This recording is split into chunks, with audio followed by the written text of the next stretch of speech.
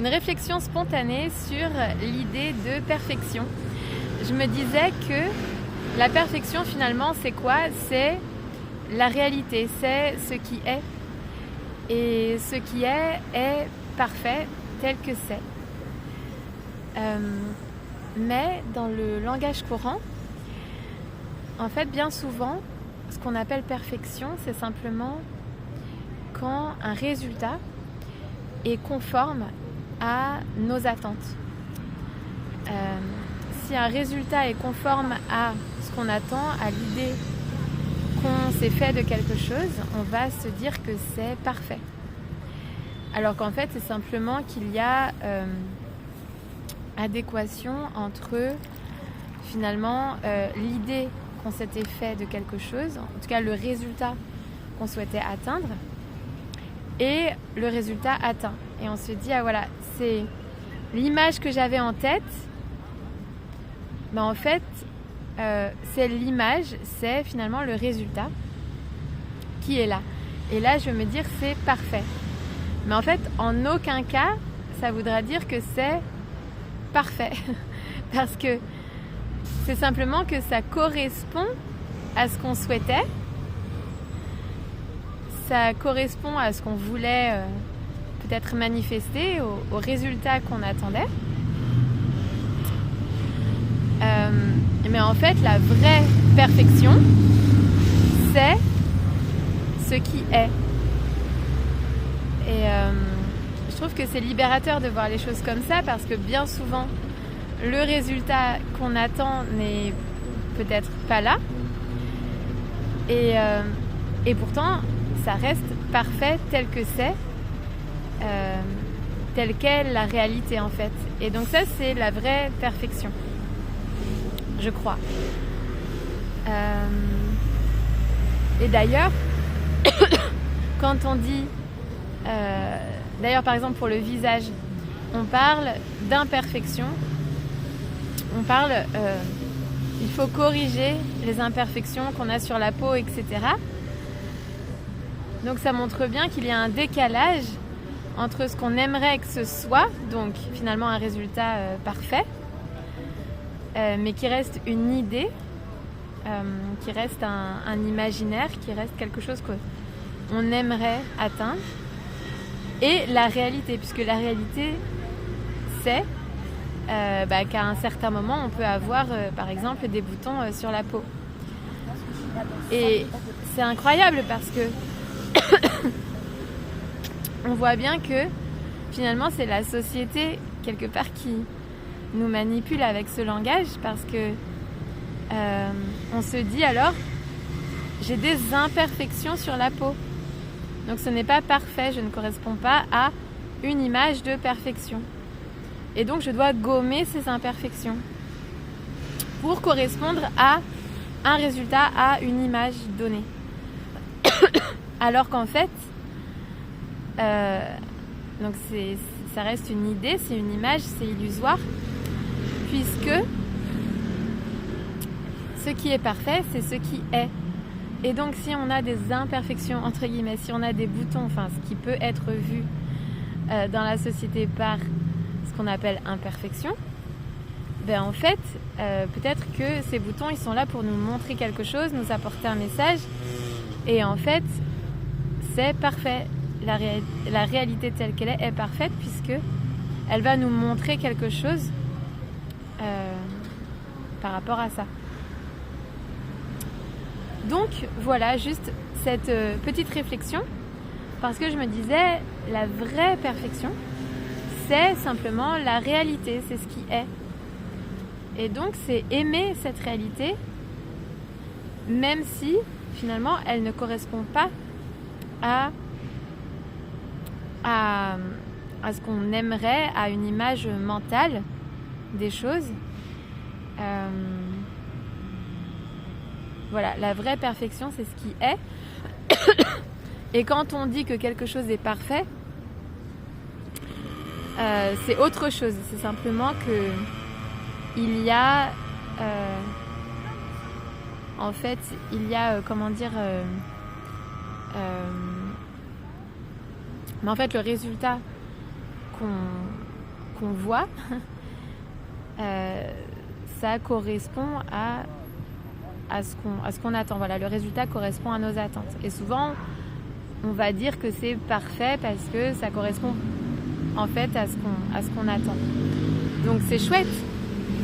Mais je crois qu'il y a vraiment une confusion en fait entre la perfection qui est la réalité telle qu'elle est, et donc peut-être pas comme on l'attend, et l'idée de perfection qui est en fait finalement quand un résultat correspond à nos attentes, et là on se dit waouh, c'est parfait. Voilà, je pense que c'est un peu comme un abus de langage quelque part. Et en fait, ça nous manipule parce que on veut toujours que ce soit parfait, comme l'image qu'on a en tête. L'image peut-être les images que la société véhicule. Là, comme l'exemple que je donnais, peut-être que la perfection pour la société, c'est d'avoir une peau toute lisse. Et on va dire, voilà, j'ai une peau parfaite. Mais en quoi elle est parfaite ? Elle est lisse. Mais une peau avec des boutons, elle est aussi parfaite qu'une peau lisse, en fait.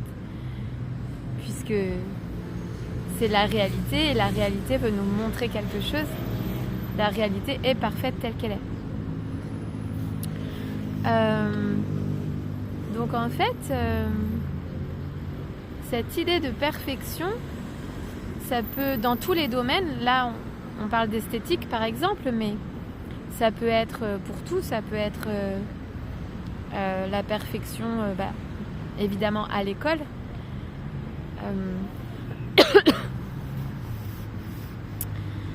On veut toujours finalement coller à une certaine image de perfection qui n'est pas forcément la réalité, et on en vient donc à rejeter finalement la réalité, à ne pas accepter la réalité telle qu'elle est parce qu'on veut absolument que la réalité colle à une certaine image de perfection. Et en fait ça fait vraiment souffrir parce qu'on se dit voilà, là encore, si on reprend l'exemple de l'esthétique, voilà, là j'ai pas la peau qu'il faut, elle est pas elle est pas parfaite. Si en fait elle est parfaite par rapport à ton histoire de vie, à ton vécu, etc., par rapport à ce qui est dans le présent. Pareil pour par exemple des notes à l'école. Si je n'ai pas 10 sur 10, ce n'est pas parfait. En fait, si, c'est parfait, parce que les erreurs que tu as faites, elles vont te servir pour apprendre. Et donc, grâce à ces erreurs, tu vas apprendre. Donc, ces erreurs sont parfaites. Donc, ce que tu as fait est parfait. Évidemment, à partir du moment où on fait de son mieux et qu'on a cette volonté d'apprendre et d'évoluer. Donc en fait, voilà, j'avais juste cette réflexion sur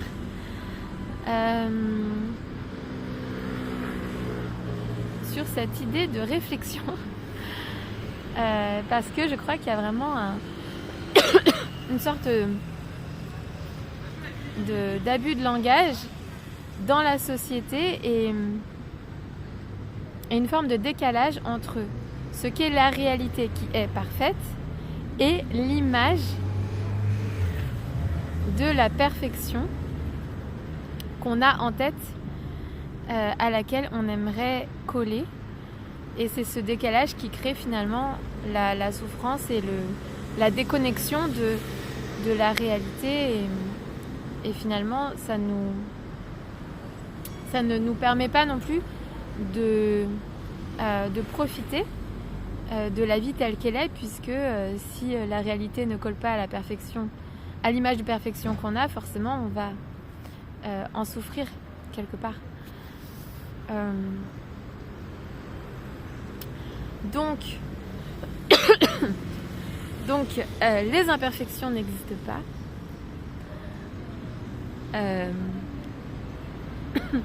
La perfection, c'est la réalité telle qu'elle est.